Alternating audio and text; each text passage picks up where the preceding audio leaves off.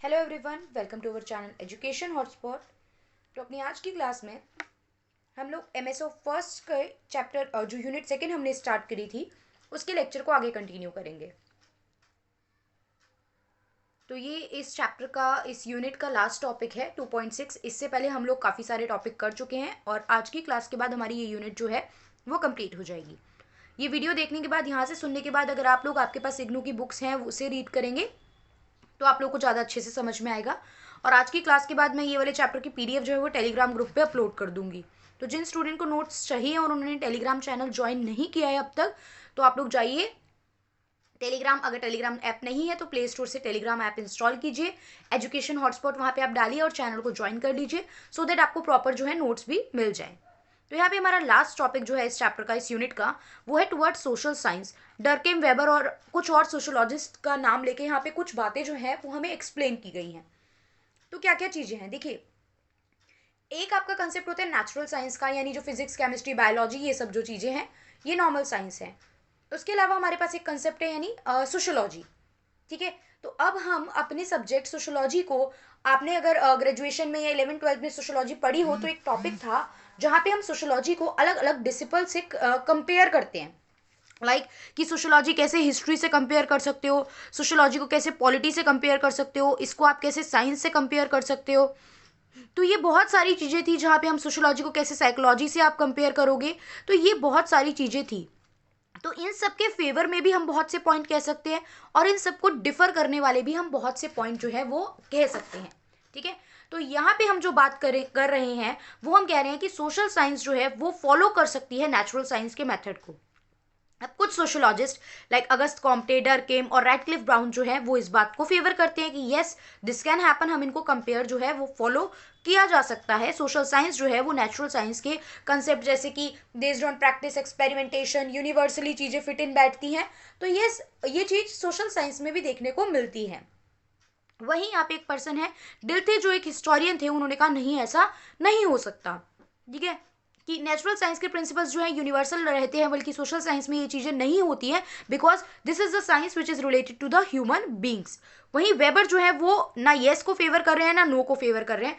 वो कह रहे हैं कि मैं मिडिल पाथ फॉलो कर रहा हूँ, मैं दोनों चीज़ों के फेवर, मतलब प्लस और माइनस में यहाँ पे आपको पॉइंट जो है वो प्रेजेंट कर सकता हूँ। अब आगे हमें हमें बात की गई कि ये जो थ्योरी फॉर्म होती हैं, राइट, थ्योरी को लेके चैप्टर था कि थ्योरी बन रही है, थ्योरी फॉर्मुलेशन हो रही है, प्रोसेस क्या था थ्योरी फॉर्मुलेशन की, ये सब बातें भी हमने करी हैं प्रीवियस क्लासेस में। तो यहाँ पे एक डर्किन की theory of suicide, study of suicide की बात की है। अब देखिए यहाँ पे डर्किन की स्टडी ऑफ सोसाइड को डिटेल में एक्सप्लेन नहीं किया गया है। ठीक है, ध्यान से सुनेंगे, डर्किम की स्टडी ऑफ सोसाइड पूरी थ्योरी को डिटेल में एक्सप्लेन नहीं किया कि ये स्टडी ऑफ सोसाइड एग्जैक्टली है क्या। यहाँ पे ये बोला गया है कि यहाँ पे स्टडी ऑफ सोसाइड में उन्होंने जो भी एग्जिस्टिंग डेटा, जो भी उनके पास इंफॉर्मेशन था, रिकॉर्ड था सुसाइड को लेके, कितने सुसाइड रेट हैं, ये सब चीज़ों को लेके वो उन्होंने अपनी थ्योरी को फॉर्म करने में यूज़ किया। अब कुछ तरीके, कुछ स्टेप्स, कुछ प्रोसेस बताया कि किस तरीके से ये थ्योरी फॉर्म हुई। उन्होंने सबसे पहले इस सोसाइड टर्म को डिफाइन करा, मतलब एग्जैक्टली उन्होंने मीनिंग बताया। अभी मैं नहीं बता रही हूँ थ्योरी क्या है, कि उन्होंने सुसाइड का क्या मीनिंग बताया, कितने टाइप्स बताए। यहाँ पे थ्योरी फॉर्मेशन पे बात हो रही है, ना कि डर्किम की थ्योरी ऑफ सुसाइड पे। तो वो कभी अगली अलग क्लास में या जब प्रीवियस कुछ पढ़ाऊंगी ग्रेजुएशन वगैरह का, तो वहाँ पे आप लोग इसको कवर करेंगे। तो उन्होंने क्लैरिफाई करा कि सुसाइड एग्जैक्टली होता क्या है और इसके कितने टाइप्स हैं और इन डिफरेंट डिफरेंट टाइप्स के क्या फीचर्स होते हैं। ठीक है, किस बेसिस पे आपने ये टाइप्स जो है वो बनाए हैं और क्या उनके नेचर होते हैं। अब यहाँ पे उन्होंने कहा कि जो भी एग्जिस्टिंग डेटा अवेलेबल है ऑफिशियल रिकॉर्ड में, मतलब सुसाइड को लेके रिकॉर्ड होता है ना कि कितने लोगों ने सुसाइड किया, what was the reason behind this. तो वो जो ऑफिशियल जो डेटा है, वो जो एग्जिस्टिंग डेटा है जो रिकॉर्ड में मेंशन है, उनको उन्होंने अलग अलग टाइप में क्लासिफाई करा कि एज पर दिस ये इस टाइप में जाता है, ये इस टाइप में जाता है एंड ये इस टाइप में जाता है। अब डिफरेंट टाइप में क्लासिफाई करने के बाद क्या किया गया, कंपैरिजन किया गया। कंपैरिजन मतलब जितने डिफरेंट टाइप थे हमने कंपेयर किया कि किस वजह से सुसाइड रेट जो है किस ग्रुप में हमें ज़्यादा देखने को मिल रहे हैं। उसके बाद हमने क्या करा, अलग अलग टाइप में जो भी आपको कंपेयर करने के बाद चीज़ें मिली, हमने एक्सप्लेनेशन किया हर टाइप का। जितने भी डिफरेंट टाइप ऑफ सुसाइड थे उनको सबको हमने एक्सप्लेन करा इन डिटेल, और इस तरीके से हमने प्रॉपर एक थ्योरी यानी थ्योरी ऑफ सुसाइड जो थी वो फॉर्म कर दी। हमने मतलब मैंने, आपने नहीं, डरकाइम ने की है। तो उन्होंने ये थ्योरी ऑफ सुसाइड जो है वो फॉर्म करी। क्लियर। उसके बाद आगे आया वेबर। अब वेबर कैसे अपनी थ्योरी फॉर्मुलेट कर रहे थे? अब देखो, ये सोशोलॉजिस्ट ऐसे तो है नहीं कि इन्होंने एक चीज पे काम किया। आप एक चीज पे काम कर रहे हो ना, साथ में चार पांच चीजें तो अपने आप ही लपेटे में आ जाती थी। तो कोई एक चीज नहीं होती है कि इन्होंने इस चीज पे पूरा फुल्ली 100% इसी पे काम किया। इनकी अलग अलग थ्योरीज, अलग अलग जो थे वो वर्क होते थे जिसपे ये लोग फोकस कर रहे हैं। अब वेबर की आइडियोलॉजी के बेसिस पे इन्होंने क्या कहा, वेबर ने कैसे थ्योरी फॉर्मुलेट की है। पहले वो कीवर्ड को डिफाइन करते थे, लाइक यहाँ पे क्या बोला, प्रोटेस्टेंट एथिक और कैपिटलिज्म वगैरह के डिफरेंट डिफरेंट वर्ड है। यहाँ पे इन्होंने प्रोटेस्टेंट एंड कैथोलिक के बेसिस पे चीजों को डिफाइन किया है, कल्चर को थोड़ा सा फोकस करा है। ठीक है, अब वेबर, अगेन वेबर की सारी थ्योरीज नहीं पढ़ रहे हैं, वेबर की कंसेप्ट नहीं पढ़ रहे हैं, जितना बताया है अभी वही कर रहे हैं। ये तो आगे कहीं पे यूज आएंगी, या जब मैं बीए की जो वीडियोस कराऊंगी, तो जो बच्चे जनरल किसी कंपटीशन के लिए इसको पढ़ रहे हैं, यूपीएससी के लिए पढ़ रहे हैं, तो वो बीए वाले पार्ट में भी कवर कर सकते हैं इसको।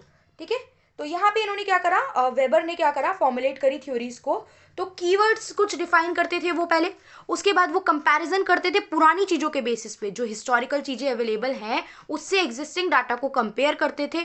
फिर कंक्लूजन निकालते थे कि क्या चीज़ें हैं। जैसे कैपिटलिज्म बढ़ने लगा तो पहले क्या सिचुएशन थी, अब क्या सिचुएशन आई, और अब हमें राइज ऑफ कैपिटलिज्म जो है वो देखने को मिल रहा है। तो ये क्या मतलब किस वजह से ये कंक्लूजन जो है वो निकल के आया।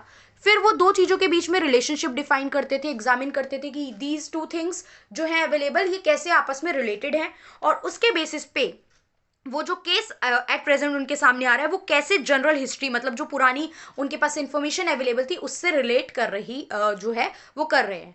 ये तरीके से जो है वेबर की थ्योरी जो थी वो फॉर्मुलेट होती थी। आगे वेबर के बारे में कुछ बात की गई है, तो ये कहा गया है कि वेबर के अकॉर्डिंग क्या था कि जो मार्क्स की आइडियोलॉजी को फॉलो करने वाले लोग थे वो फोकस करते हैं स्ट्रक्चरल फैक्टर पे, वो बहुत ज्यादा कल्चरल एस्पेक्ट पे फोकस नहीं करते, वो स्ट्रक्चरल चीजों पे। ठीक है, सोसाइटी का स्ट्रक्चर किस तरीके से है, सोसाइटी में किस तरीके से चीजें सेट है, तो मार्क्स की फिलॉसफी को फॉलो करने वाले लोग ज्यादातर स्ट्रक्चरल एस्पेक्ट पे बात कर रहे हैं, कल्चरल एस्पेक्ट पे बहुत ज्यादा बात नहीं कर रहे हैं। ये बात किसने कही है, ये बात वेबर ने कही है। उसके बाद यहाँ पे नाम मेंशन हुआ एक यहाँ पे मैरियो रिटन का। मैरियो रिटन ने अपने एक आर्टिकल जिसमें study of entrepreneurship in India की बात की, उन्होंने कहा कि यहाँ पे ना जो दो अप्रोचेज हैं, यानी एक मार्क्स की अप्रोच है, एक वेबर की अप्रोच है, तो देयर इज अ नीड कि इन दोनों के इंटरेक्शन के बेसिस पे काम हो, इन दोनों अप्रोचेस का इंटरेक्शन होना चाहिए। ये दोनों जो हैं, मार्क्स हैं और जो वेबर हैं, ये कॉम्प्लीमेंट करते हैं एक दूसरे को। खाली मार्क्स की थ्योरी की बात करें तो भी वो 100% ट्रू नहीं बैठती, फ्लॉज हैं उसमें। वेबर की बात करें तो वहां पे भी कुछ फ्लॉज देखने को मिलते हैं, बट व्हेन आई टॉक कि ये दोनों की थ्योरी को कंबाइंड लेके चला जाए तो हमें ये पता चलता है कि ये दोनों थ्योरी जो है वो कॉम्प्लीमेंट करती हैं एक दूसरे को। अभी इस चैप्टर में, इस यूनिट में इतना ही जानना है, इसलिए इतना ही बता रही हूँ, अदरवाइज आपको पता ही टॉपिक एंड होने वाले नहीं है। There are multiple sociologists, multiple historians, multiple political scientists, जिनका नाम, जिनके अलग अलग कोट्स जो हैं, जिनकी अलग अलग स्टडी जो है हम यहाँ पे यूज कर सकते हैं। तो ऐसे तो ये सब्जेक्ट नेवर एंडिंग बन जाएगा। तो अभी हम कोशिश करें जितना हमारी बुक में है, जितना आपको बुक में मेंशन किया गया है, आपकी जो इग्नू वाली बुक्स है, उसको हम कवर करके चले 100%। ठीक है, आगे मेंशन किया गया पार्सन एंड मैटन के बारे में। पार्सन और मैटन में क्या बोला है, यहाँ देखो, टैलकट पर्सन जो थे ये कंसेप्चुलाइज करते थे ह्यूमन एक्शन को, और इनको कनेक्ट करते थे डिफरेंट डिफरेंट एस्पेक्ट से, कि कैसे ह्यूमन के एक्शन इकोनॉमी से कनेक्ट है, कैसे पॉलिटी से कनेक्ट है, और कैसे अलग अलग और इंस्टीट्यूशन से कलेक्ट जो है रिलेट करते हैं। हर चीज का इम्पैक्ट डिफरेंट डिफरेंट चीजों पे पड़ता है। देखो, अब मैं पॉलिटी और इकोनॉमी को भी आपस में लिंक कर सकती हूँ, लाइक डिमोनेटाइजेशन आना, जीएसटी आना, that was a political decision ना, लेकिन उसका इम्पैक्ट इकोनॉमी पे क्लियर कट हमें देखने को मिला। तो ये चीजें होती हैं कि आपस में चीजें इंटरलिंक्ड होती हैं। यहाँ पे एक बात और बताई गई कि जो यंग ऑथर होते हैं वो जनरल किसी भी चीज की स्टडी को जनरलाइज व्यू देते हैं, एक जनरल रिसर्च करके जो भी रिजल्ट दे रहे हैं वो एक जनरल चीज होती है। वहीं जो ऑथर मेच्योर होते हैं, मेच्योर इन द सेंस जो ज्यादा एक्सपीरियंस है, जो ज्यादा ऑब्जर्व करके चीजों को लिख रहे हैं, तो वो अपनी थ्योरेटिकल नॉलेज को, कंसेप्चुअल नॉलेज को प्रैक्टिकल चीजों के साथ, सोसाइटी के साथ ज्यादा अच्छे से मर्जअप कर पाते हैं। और हम कह सकते हैं कि जो मेच्योर ऑथर होते हैं वो कंपैरेटिवली थोड़ा स्पेसिफिक लिखते हैं। ठीक है, और वो फोकस करते हैं दोनों एस्पेक्ट पे, माइक्रो लेवल पे भी और मैक्रो लेवल पे भी। वो माइक्रो एंड मैक्रो दोनों लेवल पे क्या कर रहे हैं, फोकस कर रहे हैं। इसके अलावा इन्होंने पार्सन एंड मेटन की बात की जाए तो पार्सन ने क्या करा, सोशल एक्शन पे भी बात की है कि किस तरीके से सोसाइटी में जो है चीजों को लेके एक्शन लिया जा रहा है। बाकी when I will discuss the Parson, तब हम प्रॉपर इनकी सारी बातें जो है, क्या सोशल एक्शन, क्या डिटेल में क्या मीनिंग था, ये सब डिस्कस करेंगे। अब मैटन की बात करते हैं तो मैटन ने फंक्शनलिज्म पे बहुत बात की है। फंक्शनलिज्म मतलब कि हर सोसाइटी में जो भी चीज़ हो रही है, प्रॉपर जो फंक्शन हो रहे हैं, उसकी रीज़न है। हर कोई अपने अपने, देखो हर किसी का अपना फंक्शन है। लाइक रिलीजियस अफेयर, अब जो रिलीजन की हम लोग बात करते हैं तो रिलीजन का अपना एक फंक्शन की मैं बात करूँ तो ग्रुप को कनेक्ट करके रखने का काम कर रहे हैं। ठीक है, रिलीजन की वजह से कनेक्टिविटी आपको देखने को मिलती है। तो हर किसी का अपना एक प्रॉपर फंक्शन है, तो हर कोई अपना प्रॉपर फंक्शन जो है वो परफॉर्म कर रहा है। वहीं पे इन्होंने एक फेज कॉइन किया, थ्योरी ऑफ मिडल रेंज। ठीक है, यहाँ पे अब इन्होंने एक थ्योरी, इन्होंने कहा कि जो भी थ्योरीज होती है उनका ह्यूरिस्टिक पर्पस होता है। ह्यूरिस्टिक पर्पस का सिंपल सा मतलब क्या है कि जब भी आप कोई थ्योरी कर रहे हो तो वो थ्योरी आगे फर्दर रिसर्च के लिए भी काम आनी चाहिए। मतलब इन फ्यूचर अगर कोई आगे यूज करना चाहे तो आपकी जो थ्योरी है वो आगे उस पर्सन को हेल्प करे। देखो, अब इंडियन सोशोलॉजिस्ट की बात करें तो मैंने बताया अभी जब MSO 4 स्टार्ट करा कि इंडिया में अपनी कोई ऐसे किसी ने थ्योरी डेवलप नहीं करी। वेस्ट के लोगों की थ्योरी पढ़ी और उसको अपनी सोसाइटी पे फिट इन करके रखा, तो उनकी थ्योरीज ने ही हमारी हेल्प करी है ना। तो वो थ्योरीज जो बनाई जाती हैं वो इसी आइडियोलॉजी से बनाई जाती हैं कि इन थ्योरी की ह्यूरिस्टिक पर्पस हो, मतलब ये आगे भी फर्दर रिसर्च के लिए यूज की जा सके। आप आज क्यों पढ़ रहे हो इन सबको, पार्सन को, कार्ल मार्क्स को, वेबर को, मेटन को, बहुत सारी सोशोलॉजिस्ट, आप एमिली डर्किम पढ़ रहे हो, सो दैट आप इनकी जो आइडियोलॉजी थी, इनकी थिंकिंग को समझ सको और उसको अपने आसपास की चीजों से लिंक कर सको। प्लस इन्होंने जो फंक्शनलिज्म की बात की उसको 3 कैटेगरी में डिवाइड करा कि एक चीज होती है फंक्शनल है, मतलब वर्किंग है, काम कर रही है, चल रही है, चीजें फंक्शन में है। एक नॉन फंक्शनल, चीजें वर्क ही नहीं कर रही हैं। डिसफंक्शन मतलब वर्किंग कंडीशन से हम स्टॉप पोजीशन पे आ गए हैं। ठीक है, तो वो कंडीशन है डिसफंक्शन की। फॉर नाउ इतना ही जानना बहुत है, अभी नहीं जाननी डिटेल, इतना अभी जानना बहुत है कि ये 3 कैटेगरीज हैं। ठीक है, फिर उन्होंने बात की सोशल एस्पेक्ट ऑफ एनोमी की। एनोमी को हम डेवियंस भी बोलते हैं बेटा, यहाँ पे वर्ड मेंशन है सोशल एस्पेक्ट ऑफ एनोमी की और डेवियंस की उन्होंने बात की। इसको थोड़ा सा देख रहे हैं क्योंकि वर्ड थोड़ा अजीब है, समझ नहीं पाओगे। एनोमी में क्या होता है, एनोमी में इन्होंने कहा कि जो लोग हैं ना वो जो है वो क्या कर रहे हैं, वो जो सोसाइटी ने एक पाथ सेट करके दे रखा है ना वो फॉलो नहीं कर रहे हैं। मतलब देखो, कुछ जनरल ट्रेंड सोसाइटी ने सेट कर रखे होते हैं कि आपको स्टीरियोटाइप बोल सकते हो ना, सोसाइटी ने सेट कर रखा है ऐसा ही करना है। मेल मेंबर है तो वो कमा के ही लाएगा, अगर वो इतने मतलब 30-35 साल तक घर पे बैठा है तो इट वाज लाइक कि अब बिग इशू हो गया। तो जब आप कोई सेट जो है जो सोसाइटी ने सेट किया हुआ पाथ है वो फॉलो नहीं कर रहे हो, मतलब डेविएट कर रहे हो, एक ये जो रास्ता बना दिया है सोसाइटी ने उससे आप इधर या इधर भटक गए हो कहीं ना कहीं, तो वो कंसेप्ट कहलाता है एनोमी या डेविएंस का।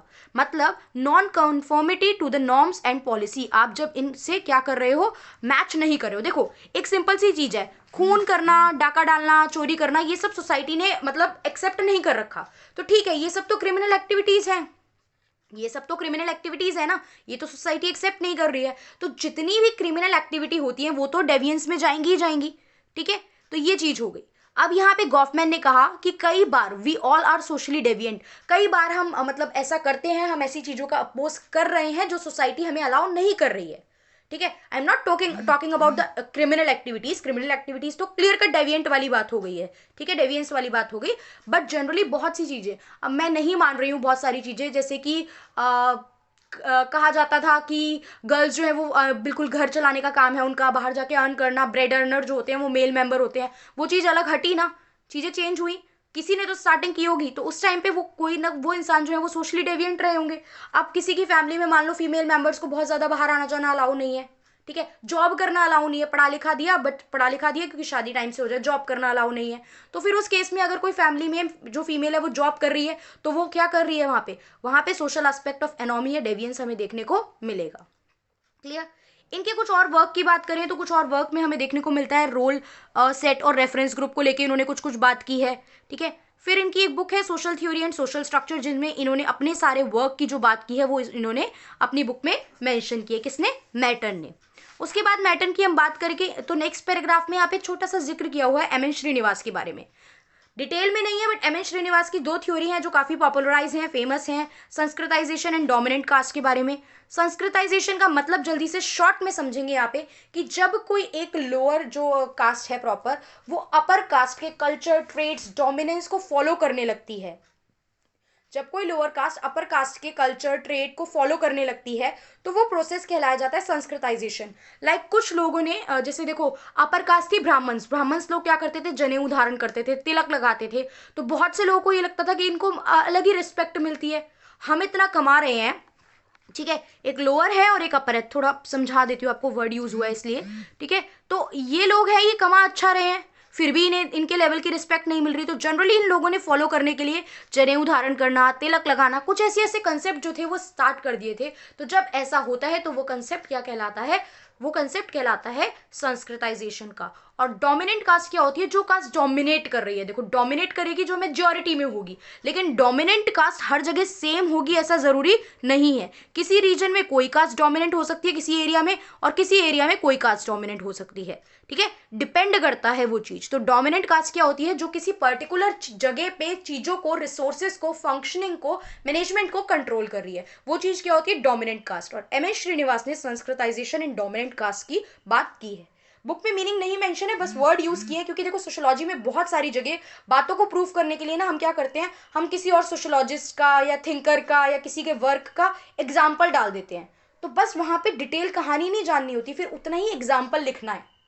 जब मुझसे पार्सन, टेलकॉट, मैटन, कुछ मतलब टेलकॉट पर्सन या मैटन पूछा जाएगा और मैं कुछ एम एन श्रीनिवास का फॉर एग्जाम्पल की एग्जाम्पल लिख रही हूँ, तो आप समझाने मत बैठ जाना वहाँ पे संस्कृताइजेशन क्या होता है और डोमिनेंट कास्ट क्या होता है। You just have to use this word as an example, क्योंकि एग्जामिनर को पता है ये चीज़ें क्या होती हैं। ठीक है, तो इसीलिए यहाँ पे आपको समझाने के लिए थोड़ी थोड़ी चीज़ें बस मैं यहाँ पे बता के चल रही हूँ, जिन बच्चों को बैकग्राउंड जो है वो क्लियर नहीं है। सो दिस इज इट, हमने यूनिट 1 कंप्लीट कर ली, यूनिट 2 कंप्लीट कर ली। नेक्स्ट क्लास से मैं एमएसओ 1 की यूनिट 3 स्टार्ट करूंगी। इसके नोट्स टेलीग्राम पे शेयर कर दूंगी। सो टेलीग्राम से आप लोग इसके नोट्स डाउनलोड कर सकते हैं। जो भी डाउट है वो आप लोग कमेंट बॉक्स में पूछ सकते हैं। So that's all for today, thank you for watching.